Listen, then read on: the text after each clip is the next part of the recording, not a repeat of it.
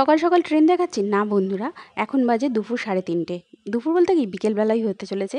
তো 3:30-র সময় বেরিয়ে পড়েছি শুক্রবার দিনকে। আমি আর আমার শাশুড়ি মা মিলে দুজনে মিলে একটুখানি ছেলের সাথে দেখা করে আসি।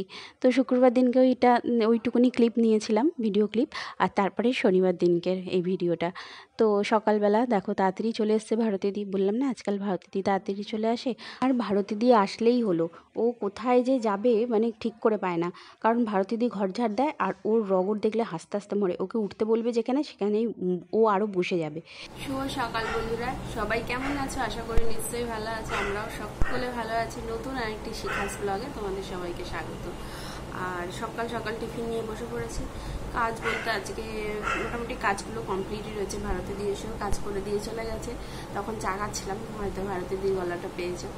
তো সকালবেলা চলো দিনটা শুরু করা যাক। কাকিমা আসছে, এখানে টিফিন রেডি করে নিয়েছি। দেখো রুটি আর কাবলি ছোলার তরকারি করেছিলাম। আগের দিনকে কাবলি ছোলার তরকারি করে ছেলের জন্য নিয়ে গেছিলাম, সেই জন্যই সেটা ছিল।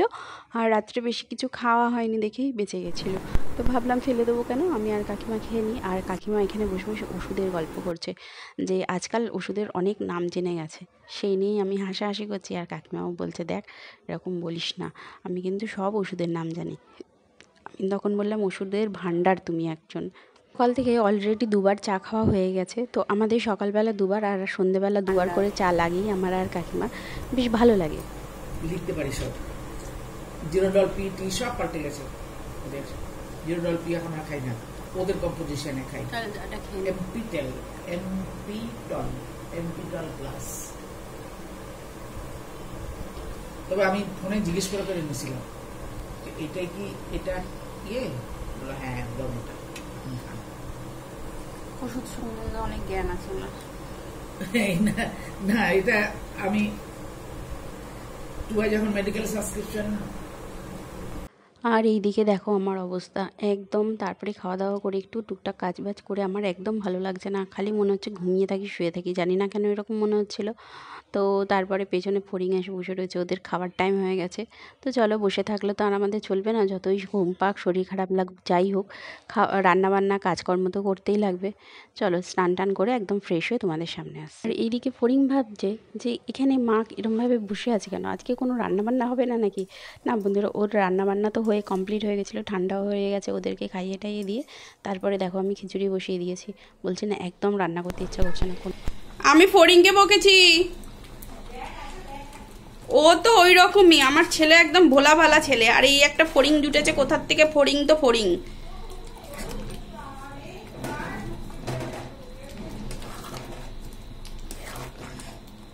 ওকে বকলাম আমি, ও আমার পেছন পেছন রান্নাঘরে চলে আসলো। ফড়িংকে বকলাম, ফড়িং আমার পেছন পেছন রান্নাঘরে আসলো, আর ও গিয়ে ঢুকলো কাকিমার ঘরে ভয়ের চোটে। বস কি বলবো।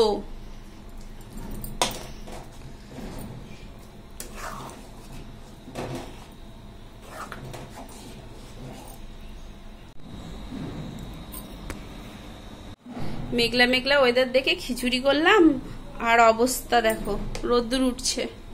খিচুড়ি খাওয়া ব্যর্থ, আশা জাগানো ব্যর্থ। ভাবলাম খিচুড়ি আর গরম গরম পাঁপড় ভাজা, আহা কি ভালোটাই না লাগবে। দেখো চলো ওইদিকে দেখো, দেখাই। খাটের তলায় ও বসে, আর ও পাপস ছিটছিল। ওকে বকলাম বলে ও আমার পেছন পেছন রান্নাঘরে চলে আসলো। এদের কাণ্ডকীর্তি দেখছো? যাকে আমি ভালোবাসি সে ভয়ের চোটে ঢুকে চলে গেল। মানু ভয়ের চোটে মানে কিভাবে আসছে তুই ভাবতে পারবি না। ওর বিরক্তি লাগছে, ও এত বিরক্ত করছে, তাই জন্যে। একটু শান্তভাবে বসে থাকতে ভালোবাসে, কিন্তু এ যা মানে ফড়িং, পুরো সত্যি ফড়িং একদম। সারাক্ষণ ওর পেছনে পড়ে থাকে। এই এখন বসে বসে পাপস ছিটছিল, আমি চিল্লে আসলাম বলে ও ভয়ের চোটে খাটের তলায় ঢুকে গেল।